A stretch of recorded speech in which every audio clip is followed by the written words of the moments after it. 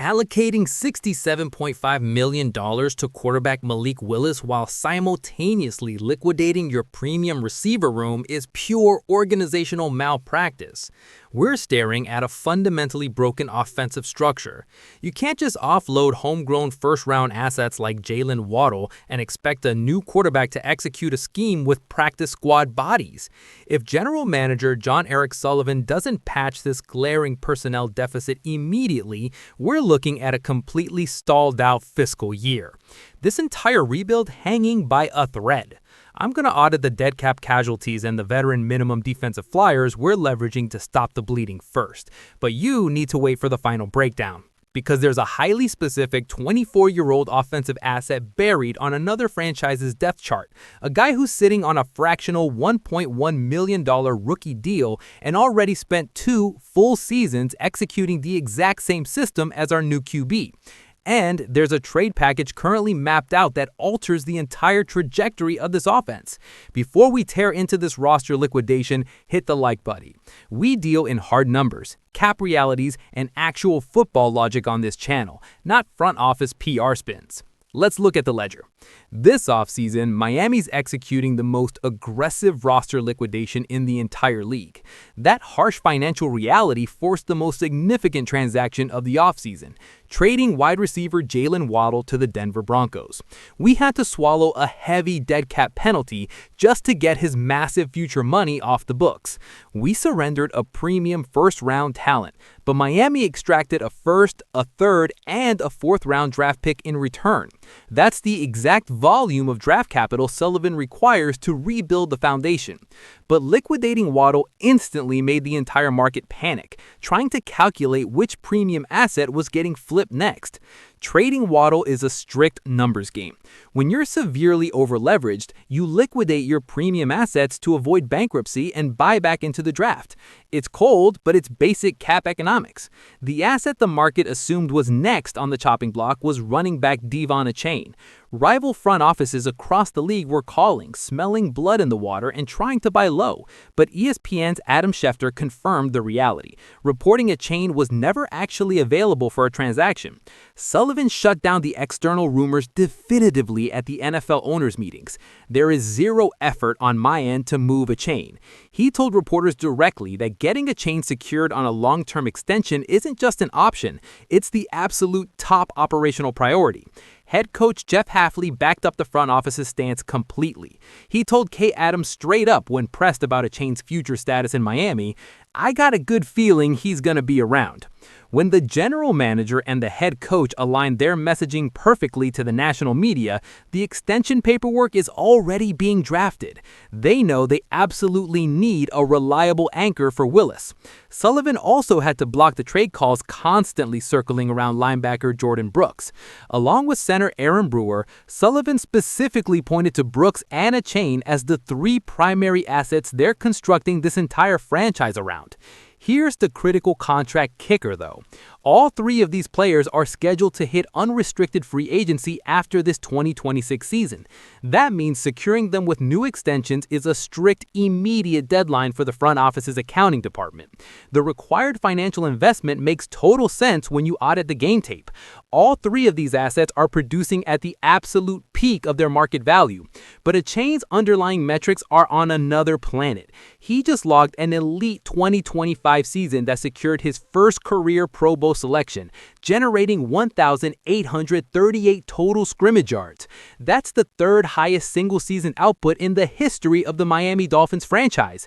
And he led the entire NFL in yards per carry, while forcing a verified 49 missed tackles on the ground, according to the PFF data.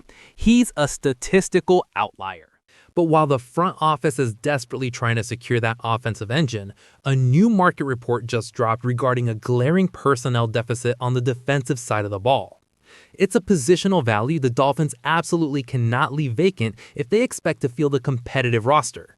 Because of this aggressive financial reset, our activity in the unrestricted free agency market has been practically non-existent. The only significant capital they deployed was that 3-year $67.5 million contract awarded to cornerback Malik Willis. Outside of that specific transaction, they haven't guaranteed a single penny over $3 million to any other asset on the open market. But here's where the roster construction gets highly technical. Tyler DeSena over at Sports Illustrated correctly identified that operating with a restricted cap actually forces strict market efficiency.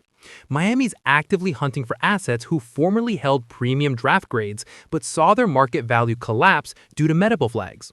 It's about acquiring distressed assets at a price point that carries zero long-term cap risk.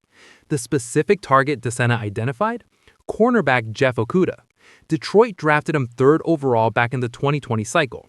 He exited Ohio State grading out as a premium blue-chip defender. But the second he transitioned to the professional level, his medical durability completely failed him. He essentially lost his first 2 developmental years to severe injuries and landed right back on injured reserve this past season in the concussion protocol. Over the last 2 combined seasons, the guy's only managed to be active for exactly 12 games. But here's the reality check regarding our depth chart. Even factoring in the medical flags, Okudah's logged 31 career starts at the NFL level. SpotTrack's data shows he's earned roughly $40 million in his career, but his market completely collapsed last year. He played for just $2.35 million. We could easily acquire him right now on a veteran minimum level contract that carries absolutely zero guaranteed dead cap penalty if his medicals fail again. For roughly $2 million against the cap, you execute that transaction immediately. The financial exposure is literally zero, and if he manages to replicate his college tape, you just acquired a starting boundary corner for pennies. We're currently operating with a massive deficit of veteran snaps in the secondary. Our 2 primary boundary corners last season, Jack Jones Jr. and Rasul Douglas, significantly overperformed their 1-year rentals. Douglas publicly stated he prefers to remain in Miami, but his coverage metrics were so strong, he inevitably priced himself far beyond our allocated cap constraints. With those veteran snaps exiting the building, we've got a massive, highly exploitable hole. Daniel Jeremiah from the NFL Network just published his updated mock draft, and he projects Miami selecting Mansour Delane with the 11th overall pick. He's grading the prospect as one of the most mechanically sound, reliable defenders in the entire draft class. Drafting Delane on a strictly cost-controlled rookie contract and pairing him opposite a veteran minimum flyer like Okudah is exactly how you effectively balance a positional payroll. But while the defensive unit is just attempting to manage the bleeding, the personnel decisions are getting highly aggressive back on the offensive side of the ball. A brand new target just leaked into the active trade market to replace the premium assets we liquidated. General Manager Jon-Eric Sullivan and head coach Jeff Hafley literally just relocated their offices straight down here from Green Bay. And they immediately imported their preferred personnel, handing the offensive keys to our newly acquired starting quarterback Malik Willis, who spent the last 2 years operating that exact Packers offense.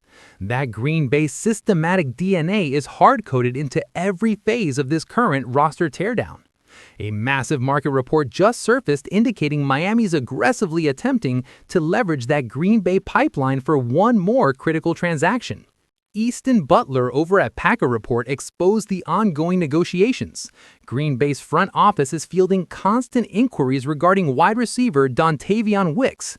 Butler explicitly noted the Miami Dolphins are operating as one of the primary suitors in these trade discussions, actively competing against the Bills, the Raiders, and the Jets to acquire his contract. The roster dynamic in Green Bay is a strict surplus of talent. Their receiver room is currently operating over capacity. Even factoring in the loss of Romeo Doubs, their depth chart is heavily stacked with Christian Watson, Jaden Reed, Matthew Golden, Wicks, and Savion Williams. Liquidating a backup for draft picks is just sound asset management.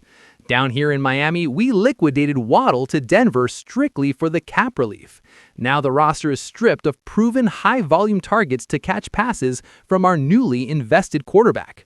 Acquiring a receiver who already processes the route timing and knows exactly how Willis distributes the football would mathematically increase the efficiency of this entire offensive install.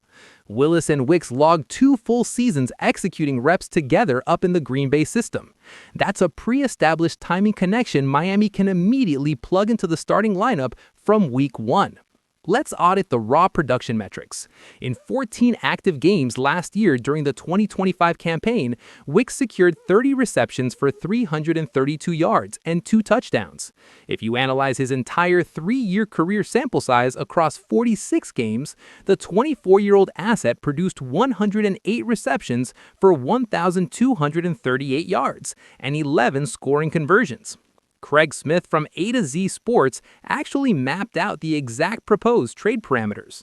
He's reporting the structure has Miami acquiring Wicks along with a 3rd-round pick, while we transfer a 3rd and a 5th-round pick to Green Bay in return.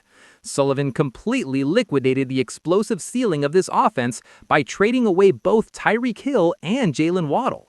Yes, the front office acquired Tutu Atwell and Jalen Tolbert to attempt to patch the holes, but neither player projects as a legitimate high-volume primary target. Liquidating both Hill and Waddle in the exact same transaction window is a massive reduction in total offensive DVOA. Atwell and Tolbert are merely temporary stopgaps. We require assets with an actual verifiable ceiling if we expect to field a competitive unit on Sundays. Wicks represents a highly efficient, low-risk acquisition with significant projected upside entirely because of that pre-existing Green Bay connection. Here is the ultimate financial leverage point. Wicks is officially entering the 4th and final year of his cost-controlled rookie contract in 2026. His actual base cap hit is sitting right around $1.1 million. That is an absolute fractional cost for a starting caliber perimeter receiver. For a front office currently operating under severe cap restrictions, he's the mathematically perfect trade target.